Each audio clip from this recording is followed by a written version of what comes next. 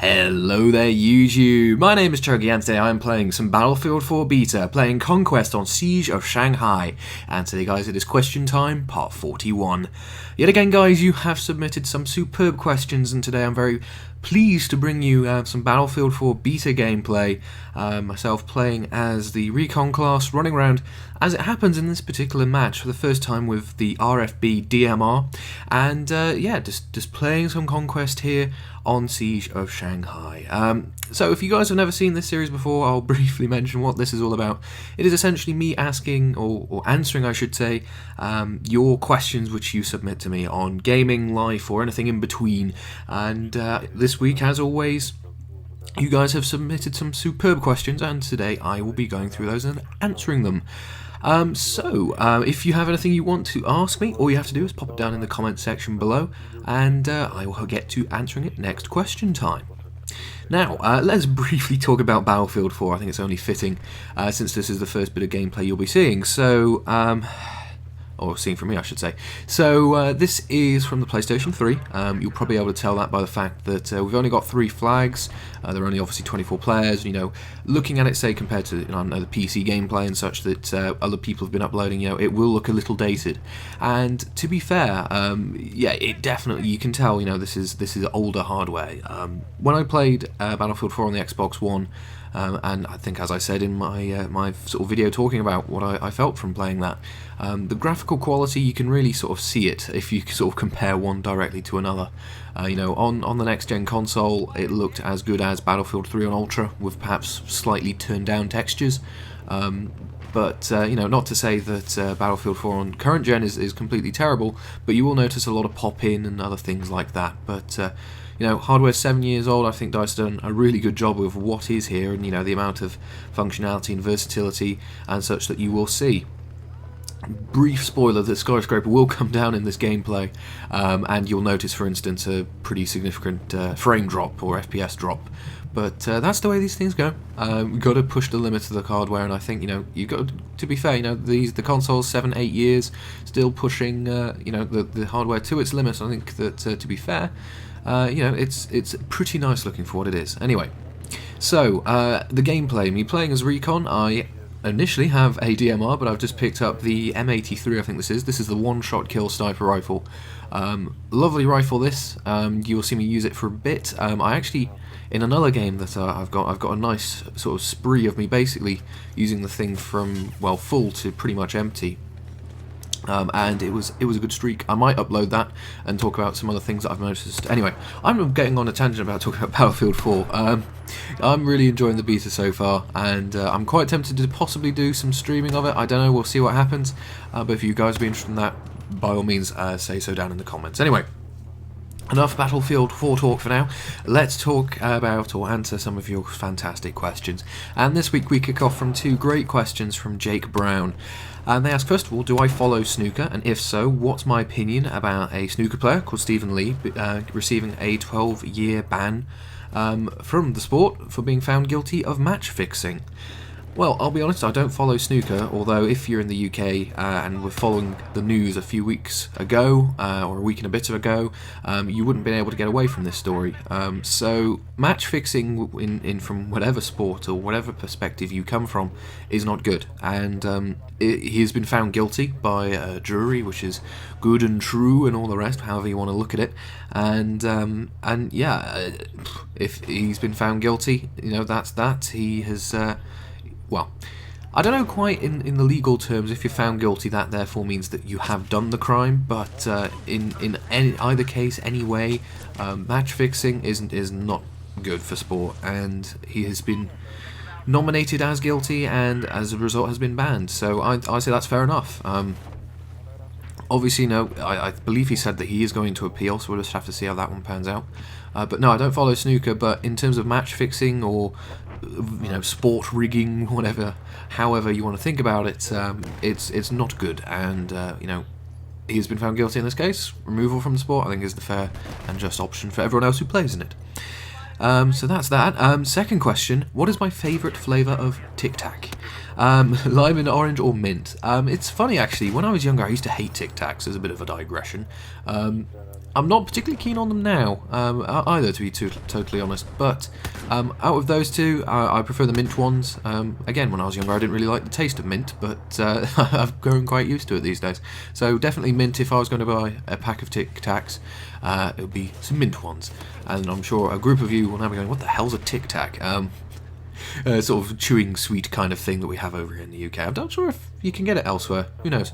If they're quite nice, something to just have. Anyway, I digress. Jake, thank you very much for your great questions there. Thank you very much for some interesting variety of questions as well. Next question comes from TomJake767, who I've just realised is actually in this game. This is Tom, and he asks a question along the lines about yearly games. And in particular, do I think yearly sequels such as Assassin's Creed or Call of Duty are ruining the game industry for other studios such as the likes of Naughty Dog, who spend times on producing games which, say, have an amazing story or anything like that? No, I don't. It's a case of business models colliding, I think. So you always have success with two types of games which have an amazing story or can be iterated on very, very quickly, or games which are labours of love. Hence why you can see the likes of, say, a Call of Duty or an Assassin's Creed be turned out yearly because it's got a really good story or really good gameplay or something else, people which will repeatedly buy, and therefore it will do well, or it is a labour of love, such as Grand Theft Auto or, say, the Elder Scrolls series, which are so vast and detailed and well done that people will happily wait and buy them en masse. I mean, I think GTA 5, for instance, $1 billion worth of sales in 3 days. That's probably more than any movie's done in that time frame. I can certainly see where irritation can come from. Oh look, let's just recycle the same old content. But the thing is, it's a case of, well, it's if you enjoy it, you'd buy it. If, for instance, I was still particularly into the Assassin's Creed series, I would be buying it all the time. The reason I'm not particularly into the Assassin's Creed series is that I got bored of it. Not because the story was bad or anything like that, but it just felt like it was the same, and that's not what I'm after. Same reason I don't play Call of Duty anymore. Whereas I'll quite happily wait for, say, a BioShock Infinite or a Last of Us, and I will quite happily pay for that. Never seen anything like it before, or an amazing story which I've heard people go on and rant and rave about how good it is, and I will quite happily buy that. It just depends really what I'm after. So I don't personally think that it is ruining the games industry. At the end of the day, it is an industry, it is a business, they need to make money from these things. And yeah, I can certainly see the argument that just rapidly manufacturing the same stuff can be a detriment, but I think in the long and short of it, it is, a business, they've got to make their money, and I think they're just very different ways of going about doing that. So, Tom, thank you for the question. Hopefully that answers that for you, and yeah, thank you very much for the great question there, an interesting one. Next question comes from Just Swag V1, and they ask, if I owned a Formula 1 team, which two current drivers would I employ to race for me and why? Great question, this, and one which I've had to have a serious think about when I was preparing for this, because to be honest, there's a lot of interesting drivers out there, interesting pairings, which could do very well. Now, you could go for, say, out-and-out talent. I mean, this is assuming that there's no monetary restrictions, right? You could go for out-and-out talent and have, say, the likes of a Fernando Alonso and a Kimi Räikkönen or something, which was is going to be the setup at Ferrari next year. But I think, personally, I would want a combination of experience, someone you could rely on to get points every single race and, bring the car home, and someone who would be willing to push a little bit, give it a little bit of, a sneaky move up the inside or whatever else, just to keep things interesting and who knows, bring home the points. So I think given that, and if I were the team boss and money was no object, I'd definitely employ the likes of, say, a Jenson Button as someone who would be sensible, drive the car sensibly, get the car home day after day after day. And then the possibility of someone like, for instance, Felipe Massa or someone like that. Now, Felipe, I think, has got a pretty raw deal in terms of, he's been in Ferrari always and has traditionally been a one-driver team, and I don't think he's really had the opportunity to kind of, give or show off his sort of best of his ability. I can recall him making several astonishing overtakes and playing some clever moves out in the past. I mean, for example, you only have to think back to Singapore last year, that sensational overtake he had on Bruno Senna through the bridge corner. I forget what corner number it is and name, but a space where there was literally just enough room for one car and he got that car through. You know, he has had a number of standing overtakes. He's a smart driver. I'd pair those two up and see how they do. I think that'd be a good combination. I can see them getting on quite well, and you know, hopefully, if I had the money to provide a good car, I'm sure that they would do well for the team and everything else. So I think that'd be pretty much my lineup: a Felipe Massa and a Jenson Button, and we would hopefully have many good times from that. So just swag. Thank you very much for a great question there. Thank you very much for that. The next question comes from the JH1015, and they ask, do I watch or have I watched darts on television, and if so, who is my favourite player, and if not, why not? So I have watched darts on TV, but I wouldn't say go out of my way to watch it, say as I would Formula 1 or the touring cars or anything like that. It's going to be a case of, you know, I am sat watching television and it's on and there's nothing better on, so I'll go and watch it. The reason I take that kind of attitude towards darts is that, do not get me wrong, it's a very interesting and challenging sport. You might look at it, well, it's just people throwing, you know, darts at a board, but, you know, there's a lot of mathematics involved. You've got to obviously have very good technique and everything else. But to be honest, I didn't really find it that interesting as a spectator sport myself. I guess if I got more into it, you know all the movers and shakers in the sport, and obviously appreciated a bit more of the technique and whatnot, I would follow it a bit more than I do. But to be honest, there's just, I don't know, that special spark which is missing for me. So I don't really watch darts, and when I do, it's normally because there's nothing else on. So the JH1015, thank you very much for the question. Hopefully that answers that for you. Next question comes from Audi 123000, and is echoed a bit from Justin M, and they ask, am I excited for F1 2013 and / will I be getting F1 2013? The long and short of it is, I am looking at it, but I'm not going to buy it, if you can kind of follow my logic there. So Cody's always have put out a superb racing game in the Formula 1 series. The problem is, though, that they've always just missed the critical execution. There have been bugs, annoyances, whatever else, which has basically got in the way of the amazing racing game that they do have there. You know, the biggest problems which I've had have been, you know, game breakers. So in 2011 there was the 1111 glitch. In 2012, the online racing I did was often affected by some funky netcode where you'd get collisions and contacts between cars which are visibly not touching each other, or the penalty system being inconsistent, or the AI not getting out the way when you're lapping them, or things like that. So if Cody's fixed those problems, I would buy their Formula 1 games year in, year out, no question. The problem is that I haven't seen enough from F1 2013 in terms of gameplay or a demo or anything like that to sort of put those questions of mine to ease, basically. So, in short, I'm watching it, but I'm not going to buy it. Not until either it comes down in price or I hear people sort of rant and rave about how there's no big issue or anything like that. Friends of mine have bought it, and I'll definitely be asking them for their opinion as they play the game, and we'll just have to wait and see what happens. The Classics mode looked interesting, but from what I've heard, there aren't that many cars, and I think to really do a Classics mode proud, you'd probably need a whole sort of field of those cars to do it properly, and you know, maybe 10 cars from a couple of eras isn't quite the way to go about it. Anyway, I digress. So I am keeping an eye on it. I'm not buying it here and now. We'll have to see how the cookie crumbles on that one. So guys, thank you very much for those great questions there.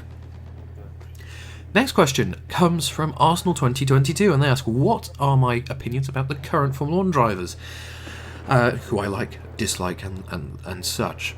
Right, so I'll try and keep this as brief as I can. So I'm going to be a bit harsh almost and sort of go, right, of the new teams, I have no particular feelings, yay or nay, to any of them. I haven't really seen any of them do anything spectacular or not. Max Chilton, I think, is a bit slower than he should be. If he can get a bit quicker, then that's all well and good. But I've noted that he's slower than the rest, so that's probably not such a good thing. Drivers that I definitely would pick out as guys which I respect a lot. Daniel Ricciardo, I think it's great that he's going to Red Bull next year. He definitely has stepped his game up a bit this year and has well, definitely deserves that drive. So kudos to him. Likewise, it's very sad to see Mark Webber go. I think he's a very, very solid driver. He's had a lot of bad luck along the way. You know, he raced in Le Mans. He was the guy who had the Mercedes flip on him twice. And then obviously his Formula 1 career, you know, he's had to, drive his way up from some cars which couldn't give him the World Drivers' Championship to obviously Red Bull as it is now. And unfortunately just hasn't been lucky there. Same with Jenson Button, actually. He's had a hard old road. You know, he started off at Williams in 2001. A very quick car, very competitive, but then got loaned around. He went to Benetton, he went to Renault for a year, and then to Honda, which went nowhere. But then there was Brawn, so I have a lot of respect for him. He stuck it out. Lewis, I'll always have respect for because he's a proper, racing driver. He will race the wheels off a car and the like. Now, drivers I don't particularly like. So, do not get me wrong, I respect him a lot, but Sebastian Vettel is getting on my nerves a bit these days. Not because he's winning everything. Hell no, he's clearly putting in the best drive that of any of the drivers, hence he's winning. That's kind of the point of it all. But more just how he's sort of conducting himself more and more these days. He's being, or I wouldn't say arrogant, but he's not being he's not helping himself with some of the things he's come out and said in the press and that kind of thing. Likewise, Fernando Alonso, I think, is being, he's sort of borderline. He's questioned the team a few times this year, which I'll be totally honest, I'm surprised he hasn't been given a proper kick up the backside for that. Prost said in the 80s that the car was a tractor or something, and he got immediately fired from the team. I don't think Fernando said anything to that degree, but he needs to be careful. And he's been very critical of the tyres and things. But out of all the drivers, I still don't like Maldonado. He just signifies to me where the sport goes wrong these days in terms of pay drivers and just doing silly moves or just in general not conducting himself very well. Admittedly the Williams isn't the quickest car this year, but even still he's being outqualified by Bottas, who is a talent. I'm keeping an eye on him. I'd say there's probably three drivers either side there which I would say like and dislike, and no real strong feelings towards the rest. Not really seeing too much of them. What I will say though is Grosjean, standout improvement. He's definitely tidied himself up this year compared to last year where he was a bit of a rolling, roadblock and death trap. Anyway, I think that pretty much rounds that out without going through every single person. So Arsenal, thank you very much for your great question there. Next question comes from Blown Tyre, and they ask, have I ever played the Jak and Daxter series of games as that poor guy? Oh, I felt so bad. The odds of that happening again, probably nil, but unlucky to that guy I just stabbed while he was spawning in. Anyway, back to the question. Blown Tyre, have I ever played Jak or Daxter or Ratchet and Clank, and if so, what did I make of them? So I believe I've played the demo of Ratchet and Clank, but I haven't played Jak and Daxter, and I've not really played Ratchet and Clank actually when I come to think of it. To be honest, platforming games I think will always have a place sort of in the gaming market, if you get my meaning. Purely because it's a classic game style and it's something which anyone of any age can approach and have a lot of fun with. The thing is though that I personally I've moved on from that style of game. I don't play the likes of Mario or anything anymore, whereas I used to when I was younger. So I think it's nice to still see them around. Obviously, Ratchet and Clank, for instance, is really sort of gaining a bit of momentum in terms of sequels and spin-offs and things, which is all nice. And I'm glad to see that the platform is still alive and kicking, and I'm sure it will remain to be alive and kicking for a significant amount of time yet. So yeah, I think that kind of pretty much wraps it up. No, I haven't really played either of them, to be brutally honest. I think I'm a bit past it, but I like the fact that they're still around, and Jak and Daxter in particular seems to be doing very well for himself, so all good there. So Blown Tyre, thank you very much for the question there. Next question comes from Joe Mould, and they ask, based on personality and character, who would be my favourite Formula 1 driver? Easy one to answer this, James Hunt. Purely because he was the kind of guy who, first of all, he always put it out there 100%, it'd either be crash it or get the car home and win, which I think is, a pretty inspired way to drive a car, especially in the era when he did, where obviously very little in terms of safety and everything else, but also along the lines of that he would do that irrespective of what he was given as a piece of machinery. The Hesketh Racing team, when they put together their Formula 1 car, it was a way away from where it needed to be in terms of pace and everything else, but he still won races in it. So I just respect him a lot. He obviously had a lot of off-the-track shenanigans as well, again, just living life to the full, which I can respect. You can get almost, I wouldn't say bogged down in just doing the day-to-day to survive, whereas he kind of acknowledged that, yeah, there was stuff that he just had to do, and he went, sod it, I'm going to do it my way. So, purely because of the fact that he put everything out there on the racetrack, and he did the same in his sort of day-to-day life as well, James Hunt for me. And when I saw Rush, obviously detailing the relationship that he and Niki Lauda had in the 1976 season, it brought a tear to my eye, because I thought it was, first of all, just a great film, but also kind of showed that all those reasons why I like James Hunt as a driver to the full. Anyway, I will digress. Thank you very much, Joe, for that great question there. Next question comes from GingerNut191, and they ask, do I think that Webber should have gotten a penalty for getting a lift when his car broke down in Singapore? And for those of you who don't know, Mark Webber was racing in Formula 1 in Singapore last time out. His car broke down, and he flagged down another driver, in this case Fernando Alonso, for a lift back to the pits, basically, for which he was given a reprimand, and because he had 3 reprimands, he was given a penalty. Long and short is, yeah, I think it was fair. It's harsh, but fair, if you get my meaning. So there was some CCTV footage which showed, I think, the whole situation most clearly, and it does show what appears to be Lewis and Nico having to take fairly evasive action to avoid the stationary Alonso as he was picking Mark up. In terms of the speed and things, I believe that it was slower than what they'd be doing in the pit lane, so you can kind of argue it that way.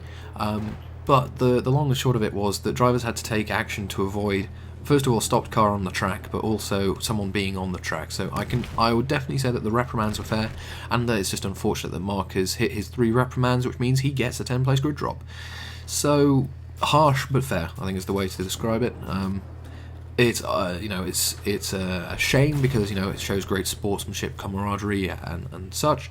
But that is the rules, and the rules are the rules, and you can't go and bend them. You have to follow them to the letter of the law. So, unfortunate, harsh, but fully fair, I think. So, GingerNut, thank you very much for the question there. Hopefully that will answer that for you. Next question comes from Dr. BCD PS3, and they ask an interesting question about a game which I actually really did enjoy playing, but unfortunately it didn't quite have the killer blow, I think. They ask, did I ever play MAG, and if so, what did I think about it, in terms of 256 players on the same map and that kind of stuff. So I did play MAG, and I played a lot of it, actually. I did tours with all of the 3 factions, and yeah, we played quite a few games where you'd have 256 people on the same map fighting, and it was a lot of fun. The problem which MAG had is not because the game was terribly imbalanced or anything like that. There were questions in the early days about the Sever faction being a little OP, but to be honest, they were worked out. It was more the infrastructure wasn't quite there in terms of putting leaders together. So a big part of MAG, obviously with 256 odd people, for instance, 128 aside, is you need leadership, and the PS3, when it was launched, it didn't come with a headset. And obviously being able to talk to your team and tell them what to do is critical, and there was just none of that. It meant that if you were in a team and no one was giving orders, it was basically just a huge glorified team deathmatch. And if you were able to coordinate anything, it would be a miracle. So don't get me wrong, when you were with friends and there were people doing that, it was amazing. I mean, I can recall, for instance, I think we were Raven at the time, we were attacking the Valor home base, and we had taken a couple of objectives, and basically the guy who was in charge of all of us, he said, right, meet up at this point, every single person, we're going to attack this one point at once. And sure enough, 32 of us, because it was a 32v32 game, we all attacked this one point, and honestly, it was like a steamroller.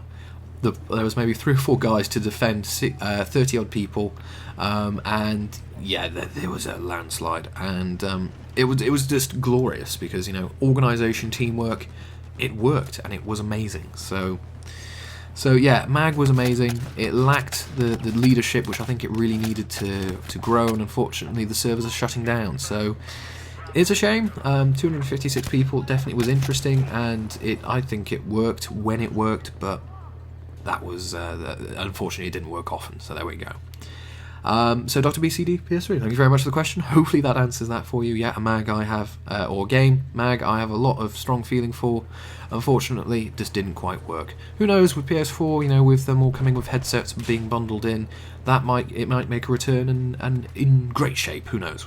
I would like to see that personally. We also have to see what happens. Anyway, thank you very much for the great question there. As always, Dr. BCD PS3. Next question comes from the SuperDuperGuy 00, and they ask, what are my thoughts on new iPhones and will I be getting one? So, I'm actually, well, I wouldn't call myself an Apple fanboy, but I've bought Apple hardware, computers, equipment for several years now, basically since I went to university. And for the first time, the sort of Apple reveal of hardware disappointed me.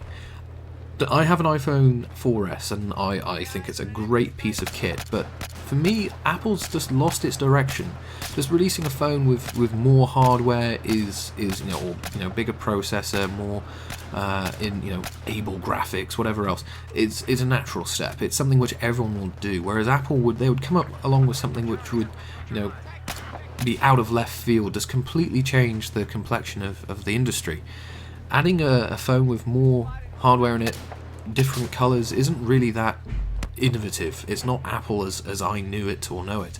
So I won't be getting one, and yeah, until they do something new, interesting, and something which I go, yes, I find a use for this and I like this. So yeah, I think that wraps up that question. Thank you very much, SuperDuperGuy, for that. And unfortunately, I've run out of time. A nice little game of Conquest there on Siege of Shanghai. Did pretty well, and yeah, I am enjoying my Battlefield 4 very much. Anyway, guys, time has beaten us yet again. Thank you very much for your great questions. If there's anything you would like me to answer, please do feel free to pop it down in the comment section of this video. I'll get to answering it next question time. If there's anything you'd like to see from me Battlefield-wise, or a stream or anything like that, please do feel free to say so as well. If you could leave a like or dislike, whatever you believe this video deserves, that'd be fantastic. If you're new to my videos and want to see some more content from myself, you can always subscribe. But guys, as always, just thank you very much for watching. I've been Chuggy, and I'll see you next time, out on the battlefield.